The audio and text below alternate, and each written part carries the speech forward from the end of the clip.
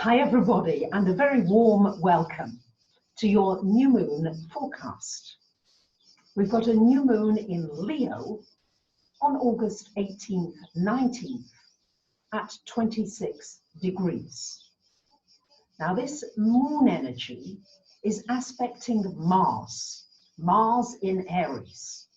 And because this is the last decanate, the last 30 degrees of Leo, Sun, Moon and Mercury are together, it's a very Aries energy. So we've got a lot of Martian energy going on at the time of this new moon. So if ever there was a time for taking action, before Mars goes retrograde on the 9th of September, take your actions. Do the things that you know you've been procrastinating about. But it's time just to say, I'm going. It's time to be brave. It's time to be courageous. It's time to bring out that warrior inside you. And if you need to wear bright colors to help you, or you need to look at bright colors, then do whatever it takes that gets you up off your ass, so to speak, or arse as we would call it in English, and taking action for the things that are important to you, the things that you feel passionate about. The trine to Mars is a very positive, creative energy. So it's a time when you can be extremely creative. And you might be creative personally, you might develop a talent, you might start a business, you might do something that's helpful for others creatively. My hairdresser and Aries, his business has dropped off considerably with the coronavirus here in Greece. People just don't want to come to the salon anymore. So he's braving it out and he's starting a new business, going to visit the elderly and the sick and people who can't get out. And he's going to go masked and booted and suited and go and serve their needs and help them in the community. Great idea and very heartfelt because Leo rules the heart energy. So it's about doing things that come from your heart. I hope you feel my heart here with you, with the astrology. I feel so passionate about the astrology because it can give us pointers and help us navigate these very challenging times. And talking about creativity, I wanted to use the painting here to show you the two modes that you can be in at this time. We've got continually the energy of Neptune in Pisces. Neptune in Pisces for another few years yet. And this painting here gives you this feeling of your internal peacefulness. You can trust, you can have faith that somehow, no matter how crazy things are getting, you can find a peaceful space. It's very watery energy. So looking at that painting, I hope helps you take you into that space. And then we've got the other painting here, which is more busy. Yes, busier. We've got all different people coming together, people moving apart, different opinions, different ideas, and yet all part of a very varied and diverse whole. This is more active. This is more passive. The other aspect that we've got at the time of this new moon is a more challenging one. We've got Mars squaring up Saturn, Pluto, Jupiter. Now this energy is a bit like wanting to move forward and at the same time having the brakes on. So your brakes are on and you're trying to move forward.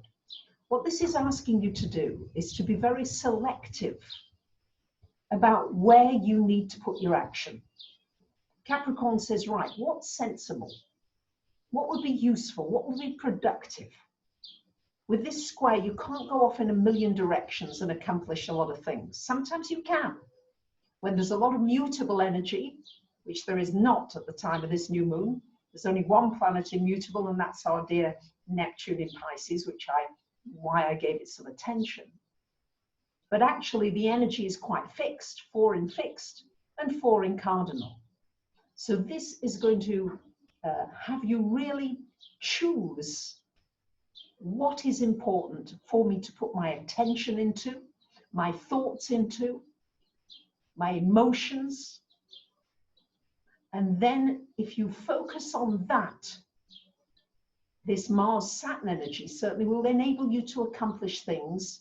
You may have to be patient, but if you choose carefully that which is most important, chances are you'll be able to accomplish a great deal.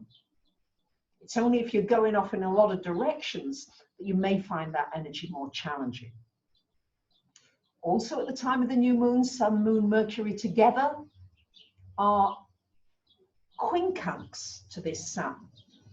So this may suggest it's important to find areas of compromise.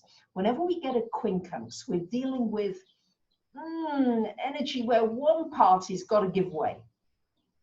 And who's it going to be? And which bits are you willing to compromise and which bits are you not willing to compromise? There's so much controversy right now with face masks. To wear a face mask or not to wear a face mask? Which rules are you going to obey? And which rules are you going to say, no, can't do that? And this is going to be a really tense time. Quincunxes have got a certain tension to them. So you may have to think very carefully. Would you accept having a vaccine? Are you okay if your children have to wear masks in school for many hours? What are the things that are okay with you, and what are the things that you're going to use your Mars energy and you're going to say, no, cannot do that? These are some of the things that may well come up.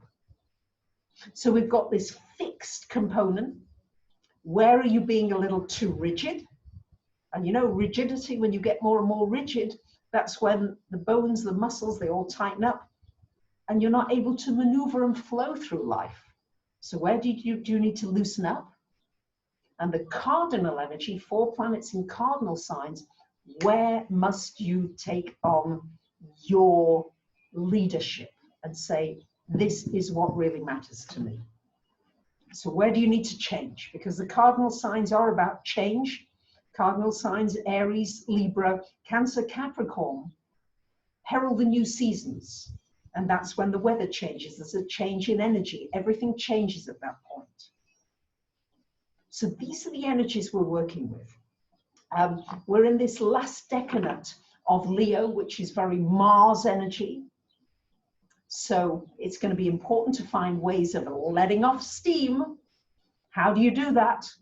Maybe you're in lockdown, it's more difficult, but it's important to let off those frustrated vibes so that when you do come to act on important things, you're not coming from a frustration and a blaming energy, but you're coming through with your passion and your heart and your love, which is everything that this Leo moon is about.